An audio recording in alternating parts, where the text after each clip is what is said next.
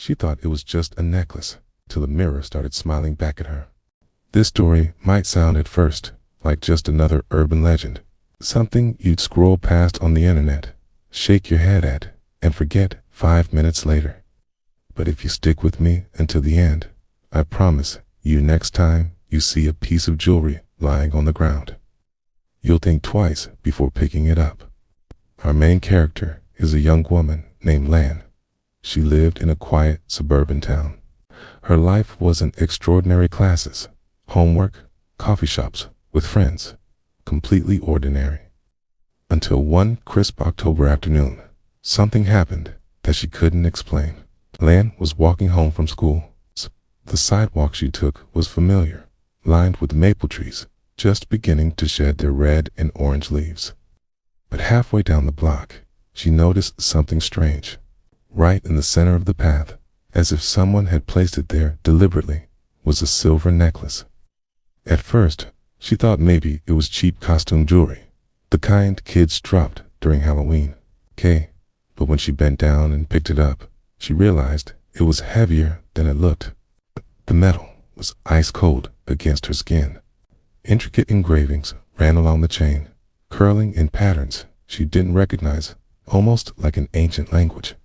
For reasons she couldn't explain, Lan clasped the necklace around her neck, and the second she did, she felt it, a chill running down her spine, sharp enough to make her gasp. Her heart raced. She stood, frozen on the sidewalk, staring at the empty street around her. Nothing moved. Not a car, not a bird, not even the leaves. She told herself she was overreacting. It's just a necklace. Jewelry can't hurt you. With a nervous laugh, she shook off the feeling and continued home. That night, sitting at her desk under the dim yellow glow of her lamp, Lan noticed the necklace glittering faintly in the mirror across the room. She leaned closer, staring at her own reflection. And that's when she realized, she wasn't the only one looking back. At first, Lan thought she was imagining it. She leaned closer to the mirror, squinting in the dim light. Her reflection was there, her same brown eyes, the same tired expression after a long day of classes. But behind her, just over her shoulder, she swore she saw a faint blur, a shadow that didn't belong. She spun around in her chair. The room was empty.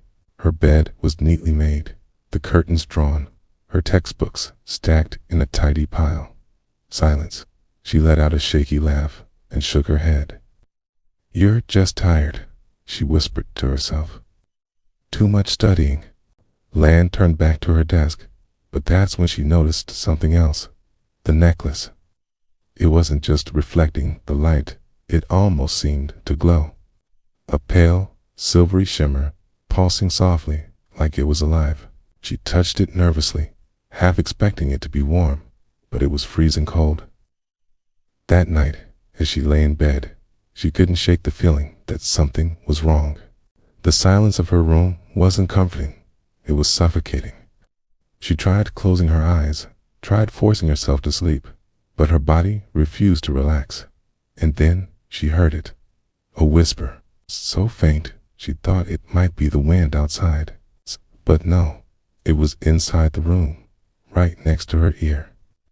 She shot up, heart pounding, eyes scanning the darkness. "Hello?" she called out, her voice trembling. No answer. For hours she lay awake, staring at the ceiling, listening. And every now and then, just as she began to drift off, the whisper returned, low, drawn out, like someone murmuring her name. By the time dawn finally broke, Lan looked like she hadn't slept in days. Dark circles under her eyes, hands trembling as she poured herself a cup of tea. She wanted to believe it was just stress, exams, assignments, lack of sleep. That had to be it. But when she looked down into her teacup, she froze. Floating on the surface of the liquid, clear as day, were two tiny words scratched into the reflection of the necklace hanging around her neck. "Keep it." Lan dropped the teacup, and it shattered on the kitchen floor. Hot liquid splashed across her legs, but she barely noticed. Her eyes were locked on the necklace, still dangling innocently around her neck. She yanked it off and tossed it onto the counter. The instant it left her skin, the icy feeling in her chest eased. She exhaled shakily, gripping the edge of the counter for balance. For the rest of the morning, she avoided looking at it. She stuffed the necklace into a drawer, slammed it shut, and told herself she'd never wear it again. But that night, as she brushed her teeth, she caught herself staring at the mirror. Not at her face, at the empty spot around her neck. And even though the necklace was tucked away in the drawer, she swore she could feel its absence, like a phantom weight pulling at her collarbone. Sleep didn't come easily. She tossed and turned, but every time she closed her eyes, she felt the cold metal pressing against her skin, even though it wasn't there. At 3 a.m., defeated, she got up and opened the drawer. The necklace was waiting for her, glinting faintly in the moonlight that crept through the window. Lan hesitated, then slipped it back on. A chill slammed into her body instantly, like plunging into icy water. But this time, she didn't fight it. Crawled back into bed, clutching the blanket around her. Her eyelids grew heavy, and finally, she drifted into sleep. When she woke the next morning, she felt oddly refreshed, as if the necklace had given her rest instead of stealing it. She almost laughed at herself. Maybe she'd been imagining everything. Maybe she was fine now. But then, as she stood in front of the mirror, brushing her hair, her stomach dropped. Her reflection was smiling. She wasn't. Lan froze, her hairbrush slipping from her fingers and clattering onto the sink. Her reflection's lips were curved upward in a slow, deliberate grin, but her own mouth was firmly shut. She blinked hard, rubbed her eyes, then looked again. The smile was still there. It wasn't wide or cartoonish, just subtle enough to be wrong. Like someone else was behind the glass, mimicking her movements, but slipping in their own additions. Her throat went dry. "This isn't real," she whispered. "Ray." She raised her hand to touch her cheek. Her reflection copied the gesture, but its grin lingered. And just for a second, she noticed something even more disturbing. Its eyes. They weren't hers anymore, slightly darker, with an intensity that made her stomach twist, as if they were staring straight through her, studying her from the other side. Lan stumbled backward, nearly tripping over the rug. She slammed the bathroom light off and darted into her bedroom, heart hammering. She couldn't stop replaying it in her mind, the smirk, the eyes. All day at school, she avoided mirrors. In the hallways, in the restroom, even in the reflection of her phone screen. She kept her head down, ignoring the whispers from classmates who noticed how pale and distracted she looked. That night, though, she couldn't avoid it. In her room, the mirror across from her bed seemed larger than ever. She draped a blanket over it, telling herself she'd deal with it tomorrow. But just after midnight, she woke to a sound. Fabric shifting. Her eyes snapped open. The blanket she'd thrown over the mirror was crumpled on the floor. The glass was bare. And in it, though she hadn't moved an inch, her reflection was sitting up, staring directly at her. Then, slowly, it raised one hand. Hand began to wave. Lan's breath caught in her throat. Cute, couldn't scream, couldn't even blink. Her reflection, her own face, was sitting upright in the glass, waving at her like an old friend. But Lan was still lying down, frozen under the covers. The wave was slow, almost mocking, fluid back and forth of pale fingers, like a taunt. Then the reflection's lips curved into that same unsettling smile she had seen before. Lan scrambled out of bed, her legs trembling so badly she nearly collapsed. She snatched the blanket off the floor and hurled it over the mirror again, yanking it into place until the glass was hidden.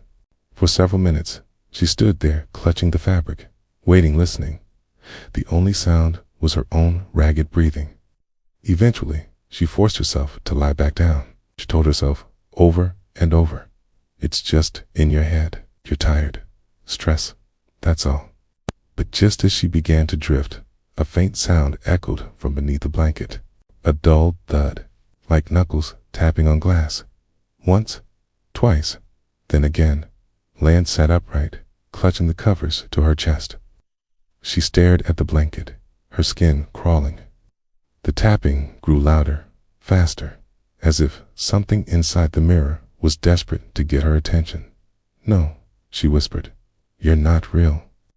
You're not real." And then the blanket slipped, just slightly, enough to reveal the bottom corner of the mirror. Her reflection's face was pressed against the glass, grinning so wide now it looked painful. His hand was flat against the surface, fingers splayed, pounding softly. Lan bolted forward and shoved the dresser in front of the mirror, her strength fueled by pure terror. She didn't sleep the rest of the night. By morning, the knocking had stopped. She dared to move the dresser back to check if it had all been a nightmare. The mirror looked ordinary again. Her reflection moved in perfect sync. She almost convinced herself she'd imagined everything until she turned to leave the room. And from the corner of her eye, she saw it. Her reflection stayed behind, watching. Lan froze in the doorway. She had only glanced for a split second, but she knew what she saw. Her reflection hadn't moved with her. It lingered in the mirror, head tilted, eyes locked on her like a predator watching prey. She spun back around, heart hammering. The reflection stood perfectly still, lips pressed into that unnatural grin. Then slowly it raised its hand, dragging one finger across the glass in a long, deliberate motion. The sound was faint, but sharp, like nails sliding against a window pane. Lan's stomach twisted. She rushed to the drawer, yanked it open, and pulled the necklace off her neck. The moment it unclasped, she gasped for air, realizing she hadn't even noticed how tight her chest had felt until it was gone. She slammed the necklace into the drawer and shut it hard. For hours, she refused to look at the mirror. She stayed in the kitchen, in the living room, anywhere else. But the house felt different now, like the air itself was heavier, as though someone else was inside with her. By evening, she forced herself to confront it. She tiptoed back into her room, muscles tensed. The mirror looked normal again. Her reflection moved as it should. She let out a shaky sigh of relief, but relief didn't last.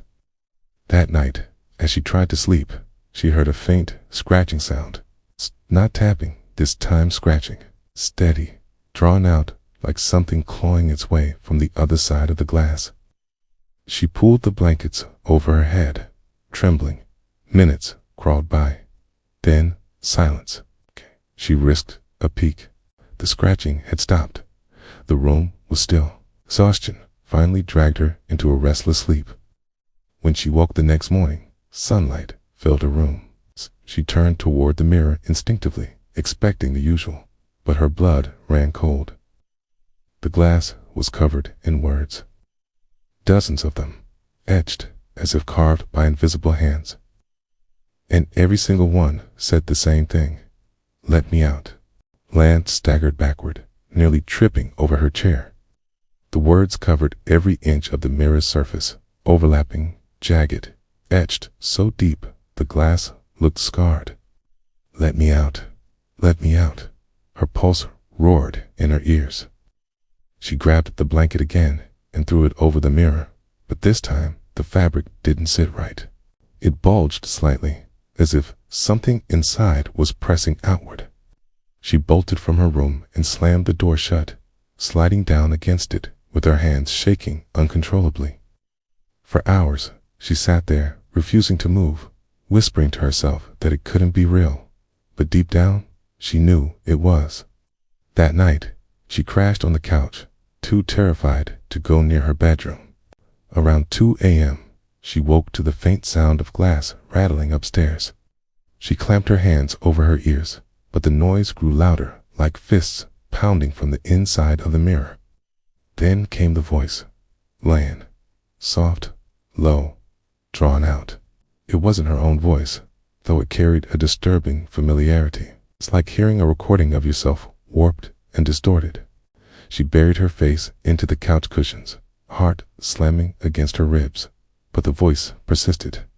"Lan, open the door." The tea stayed there until dawn. When the morning light finally crept into the house, the pounding had stopped. The silence was almost worse. Summoning every ounce of courage, she tiptoed upstairs. The blanket was still draped across the mirror, but something was wrong. The fabric was damp, clinking tightly to the glass as though soaked with condensation. Carefully, she peeled it away. Her reflection was gone. The mirror showed her room, her bed, her desk, but not her. The space where she should have been was completely empty. And then, just as she leaned closer in disbelief, a pale hand slammed against the inside of the glass. Lan screamed and stumbled backward, slamming into her dresser. The pale hand pressed flat against the inside of the mirror, long fingers spreading wide as if testing the barrier. The skin was her skin, but drained of all color, almost translucent, with faint blue veins trailing beneath the surface. Then came another hand, and another. 2 pale palms slapped against the glass, followed by the outline of a face pushing forward from the other side. It was her face, shed twisted, the grin stretched too wide, eyes unblinking, locked onto her with unnatural hunger. Lan scrambled for the drawer where she had shoved the necklace. She didn't know why, but part of her felt the two were connected. If the necklace had brought this thing, maybe it could also send it back. Her hand shook as she pulled it out. The metal burned with cold, so intense it numbed her fingertips instantly. The reflection, or whatever it was, watched eagerly, like it knew exactly what she was about to do. Its mouth opened, and though no sound escaped the mirror, Lan heard its voice in her head. "Put it on." "No," she whispered, tears blurring her vision. "You're not me." The glass groaned, a low creak like ice splitting on a frozen lake. Cracks began to spiderweb across the surface, inching outward from the figure's hands. With every second, the barrier grew weaker. Lan's instincts screamed at her to run, but her legs wouldn't move.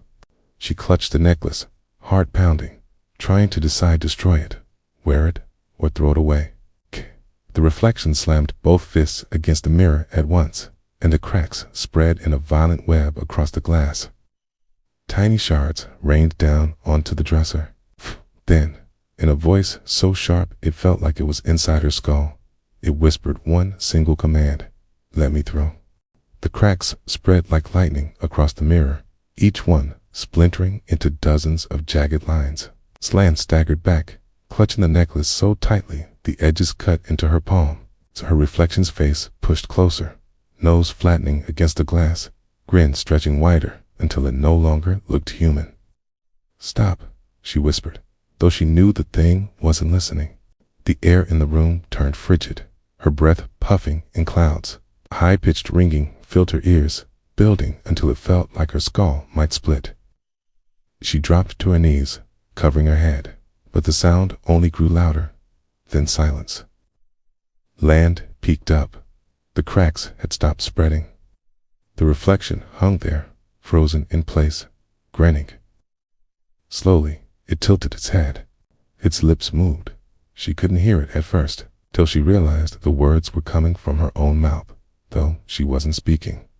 "Let me out." She slapped her hands over her lips, horrified. But the voice continued, pouring from her throat in that warped, distorted version of her own tone. Panicked, she fumbled with the necklace. Maybe it was the key. Maybe wearing it again would seal whatever she had unleashed. She forced the clasp shut around her neck. The instant it touched her skin, the world shifted. The room flickered, like a light bulb struggling to stay lit. Shadows stretched unnaturally long across the walls. And in the mirror, her reflection lifted, one cracked, bleeding hand, stepped forward. The glass shattered outward in an explosion of shards. Lan shielded her face, feeling the sting of tiny cuts. When she looked again, her reflection was gone. The mirror was empty. but the sound of bare feet on her bedroom floor told her exactly where it had gone. Lan's chest seized as the soft pat, pat, pat of bare feet crept across the floorboards behind her. She turned slowly, every nerve screaming not to. And there it was. It looked like her same hair, same frame, same clothes, but its skin was ghostly pale, stretched too tight across its face. Smile hadn't faded since it stepped out of the mirror. Its eyes, black and endless, locked onto hers with a hunger that froze her in place. The thing tilted its head, mimicking her every twitch and breath a split second after she made it, like a grotesque parody of herself. Then it stepped closer. Lan stumbled backward, clutching the necklace. "Stay away," she shouted, but her voice cracked with fear. The creature's grin widened. "You put it on?" it whispered in her exact voice. "Artemis, you chose me." Her mind raced. Maybe the necklace wasn't a curse. Maybe it was a Doran she had just invited something through. She yanked at the clasp, desperate to rip it off, but the chain wouldn't budge. It burned against her skin, searing cold that cut straight to the bone. The figure lunged. Lan screamed, shoving the dresser between them, but the thing moved with inhuman speed, climbing across the furniture like a spider. Its fingers clawed at her shoulders, icy nails digging into her flesh. In desperation, Lan grabbed a shard of glass from the shattered mirror. With a cry, she slashed at the necklace around her neck. The chain snapped. The pendant fell, clattering to the floor.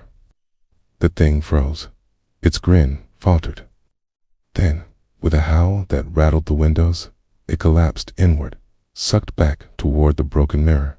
Shards flew upward, swirling like a storm. The creature was yanked, screaming into the void, its black eyes locked on her until the very last second. Insolence. The mirror lay shattered on the floor, lifeless. The necklace, broken in half, rested beside it. Lan collapsed, sobbing, convinced it was finally over. But when she dared to lift her eyes, her blood ran cold. In the largest shard of glass lying at her feet, her reflection was still smiling.